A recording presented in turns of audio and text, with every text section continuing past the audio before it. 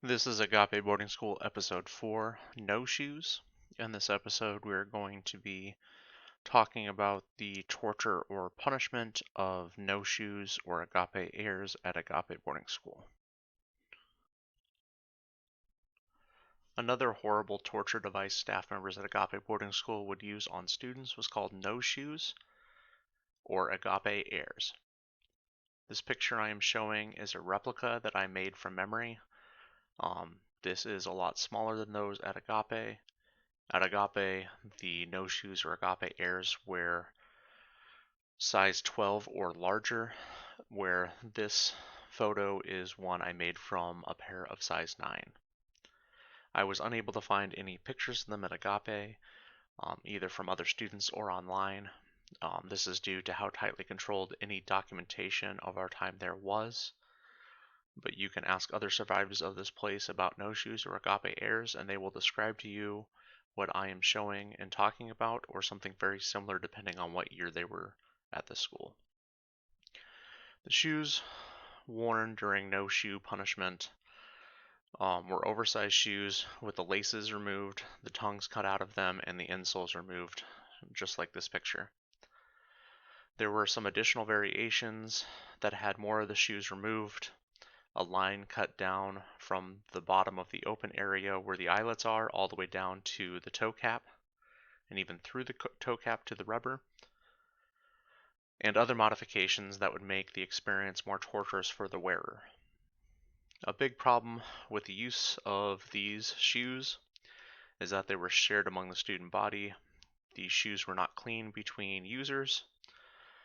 This increased the risk of spreading infections like athlete's foot among the student body.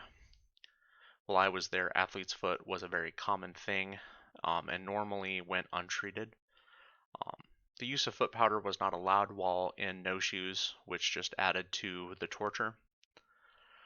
You did have foot powder in your hygiene kit, but you would get in trouble for using it in the agape airs or other punishments that had to do with issued shoes, like white shoes or orange shoes that were also shared among the student body. Given the design of the agape airs, it was very hard for students to walk. Every step while wearing these shoes was both a nuisance and painful. Um, Removing the tongue of the shoes exposed your feet to stitching that was normally protected by the tongue, and this would scratch and even cut open the top of your feet, both through socks, or sometimes they wouldn't allow you to wear socks. This was another untreated medical issue that was very common with this punishment. Going up and down stairs in these shoes was a big pain in the ass. Sometimes it was okay for you to take the shoes off while you were going up and down stairs, and other times you would also get in trouble for that. It just depended on the staff member, and then depending on the day with that staff member. Also, going up and down stairs in these on your feet was extremely dangerous because it would make people trip and fall. Going upstairs, you would hit your face or almost hit your face on the step, or if going down the stairs, you had a larger distance to fall, which would add to the injuries. Walking in these agape airs was extremely weird. It was kind of like a flip-flop, but instead of having a strap over your foot that would hold it onto your feet, you ended up having to balance the shoe on the tip of your toes while walking, and then also trying not to launch them in front of you, because if they came off your feet, you got in trouble. Staff members like Brent Jackson and Frank Trainer and others who thought they had a sense of humor would find the largest pair of the agape airs in circulation and give it to the student with the smallest feet.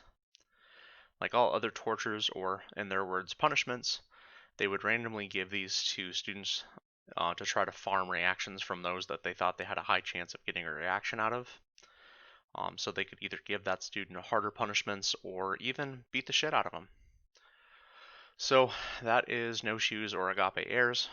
This was one of 3 shoe punishments that they would use during my time from 2009 to 2011. thank you for watching. Please like, subscribe, or comment. I'm trying to get this out to as many people as possible just so people can see what we went through at this place. Maybe this will get used in court cases. Maybe this will get used to when they try to move, because they did shut down, but they also shut down in 2 other states. So if they try to move, people won't send their kids there. And then also this is just video documentation, so we always have this so people can see what people went through. Thanks, guys.